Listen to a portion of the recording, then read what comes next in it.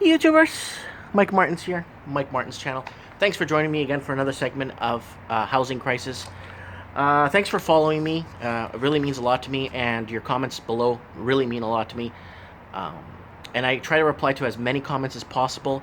If I don't immediately reply, and I'll tell you why, it's because for some reason YouTube is flagging half my comments for no reason, and I don't know why. And I don't have a monetization to flag comments. I don't know why it's doing, but that's okay. I get to them when I can, and when I hit a PC, on my phone I can't see them, but when I hit a PC, a desktop, I could go ahead and see those comments that are flagged by YouTube. Anyways, this is a special edition, and this is the New Zealand edition. New Zealand is so out of whack, you guys have no idea. Vancouver's pretty much a walk in the park if you consider what's happening right now in New Zealand. There's a gentleman that keeps sending me links on my fan page, my Facebook fan page. And this is out of control. New Zealand is beyond. And I told you guys, every English-speaking country except South Africa, okay? Every English-speaking country with a free market is struggling with housing prices, okay? And if you want to go back one video and watch, I think it's called Housing Crisis Free Market. You can watch that video. It's the one before this one.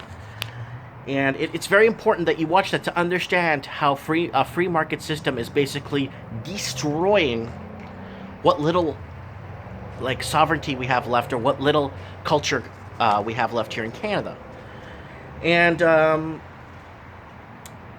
let me read this for you. I like this article. So, Auckland. By the way, it's 20 Celsius there. I'm so jealous. Auckland, now the world's fourth most expensive to buy a house. Go figure. Auckland is now ranked the fourth least affordable housing market in the world. The Demographia International Housing Affordability Survey released on Monday analyzes 92 major housing markets. Auckland has jumped up one spot, rising from 5th in 2015. Now, when they say Monday, it's already Monday in Auckland right now. Today's still Sunday here in Vancouver. And this is basically Monday morning in Auckland. So we're getting this in the past. We're still Sunday and they're Monday. So this is how fresh this news is, people. Since 2012, Auckland housing market has inflated from almost 7 times the median household of income to 10. 8 cities in New Zealand are identified as serious or severely unaffordable. Okay, so 8 cities out of 19 major cities? 8 of them are completely unaffordable, bought out. Bought out. You're from New Zealand? Yeah. Born and raised? Yeah. Do you have a degree? Yeah. Where do you work? I make 60 grand a year. You can't buy a house. Get lost.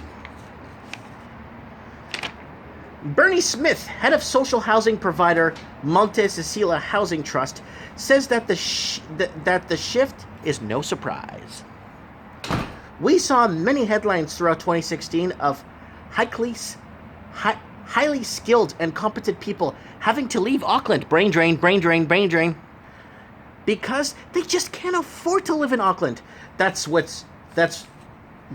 pretty sad. Sorry guys, I'm just out of it right now. Mr. Smith's, it's going to take a huge effort to correct the upward trend.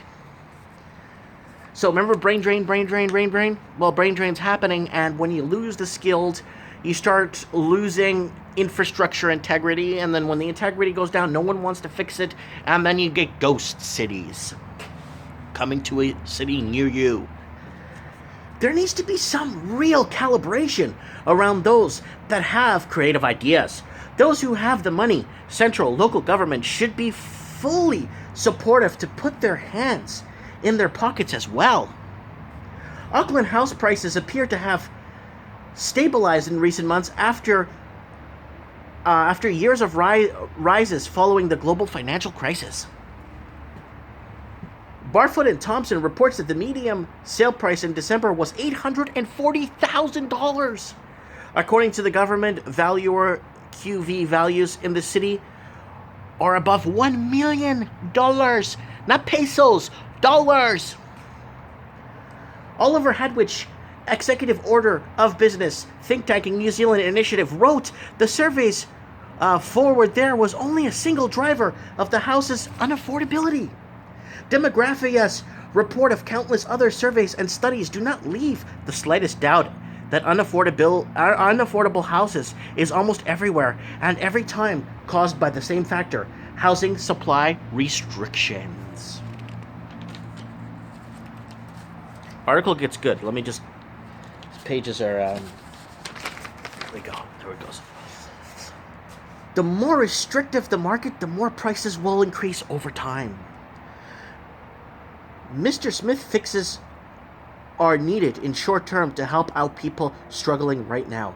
Banks have now made it harder for first home buyers to get on the ladder, now saying they need to deposit 40%.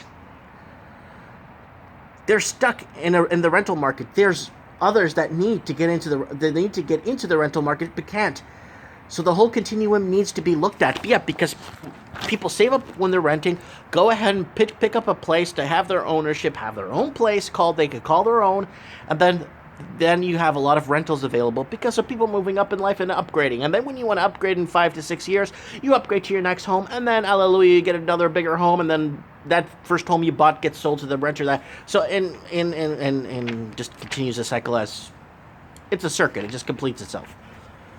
Dr. Howich says the gap between homeowners and renters is creating social polarization. So if anyone knows what the hell that means, please comment below. Social polarization. I have no idea what that means. Especially at the time when there is growth threat of populism to Western democracies, there is social imperative for making housing more affordable. New Zealand as a whole is rated severely unaffordable, with houses costing 5.9 times the medium. Historically, anything above 3.0 is considered unaffordable.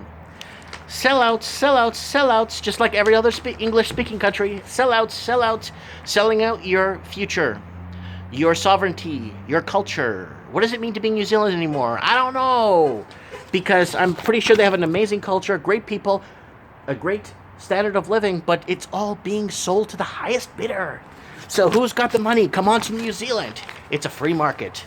Until the government or people could get together and start creating programs, taxes on vacant homes, taxes on investors. You want to invest? Well, you got to pay a little extra, and the premium goes to single moms, or the premium goes to poor families, or the extra premium that they collect from the it's going into social network, and not so well, the social and just the impoverished, and going towards shelters, going towards food can drives, going towards collections and stuff for people in need. And then this way we could create some sort of a balance, because right now the balance is tilted. The scales are tilted like this, and it's not working out. So, the world's least affordable major housing markets. So let's start. Number 1, Hong Kong. Houses cost 10 times the median household income. Number 2, Sydney. My friends in Sydney are watching this. Lots of people down in Sydney watching this channel that are severely struggling, bought out of the market. People 2, 3, 4, 5 generations. And you guys need to understand something in Sydney, just like Canada. First and second gen Australians and third gen Australians are not repopulating. They're having below the norm of kids. And what's going to happen? The sovereignty, integrity, or what makes Australia is going to disappear in the next few decades. If you Australians don't have more kids and you Canadians have more kids. Vancouver, 11.8 in third place. Fourth place, Auckland. Fifth place, San Jose, California. Sixth place, Melbourne, another Australian city. Seventh place, Honolulu. Eighth place, Los Angeles. Ninth place, San Francisco. 10th, Bournemouth, Dorset. But, you see how San Francisco, Los Angeles, you notice how those cities, San Jose, Vancouver, if you notice, they're all on the west coast of North America. Gateway to Asia. Least affordable areas in New Zealand, top 8. Auckland, Tauranga, Hamilton, Christchurch, Wellington, Napier Hastings, Dunedin, Palmerston North. Least unaffordable areas in New Zealand. You know what? I need someone to have some boots on the ground in New Zealand. So if you want to mention my channel, I'll put you in my housing market section.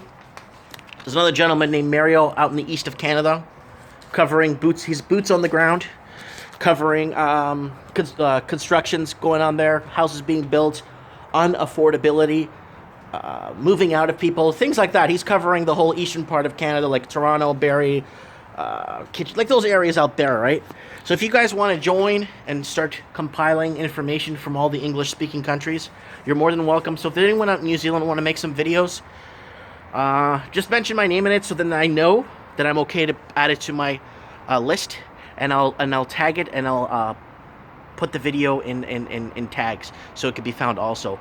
Anyone in Australia also want to join and create their videos, and you're fed up and you just want to create awareness. And you know what? Talking about this stuff is actually good. It's actually therapeutic. I notice talking to the camera and talking how I feel or what I see, or 50% of the stuff I talk about I don't even know if I'm right. But speculating, talking, just creating a platform where people could kind of create an awareness, and it's very therapeutic. So if you feel fed up, or you feel down, or you feel because of this specific situation, the housing crisis is affecting you in Australia or affecting you in the States or wherever, make some videos. Just put my name, Mike Martins, and then I'll know, send me the link, and I'll add it to the housing crisis, and we could get a nice, beautiful, organized discussion going. Anyways, guys, thanks for watching. Don't forget to hit the subscribe button. New Zealanders, stay strong. Come on, you Kiwis know how to stay strong. You guys are good at rugby. Stay strong. Thanks for watching, guys. Bye.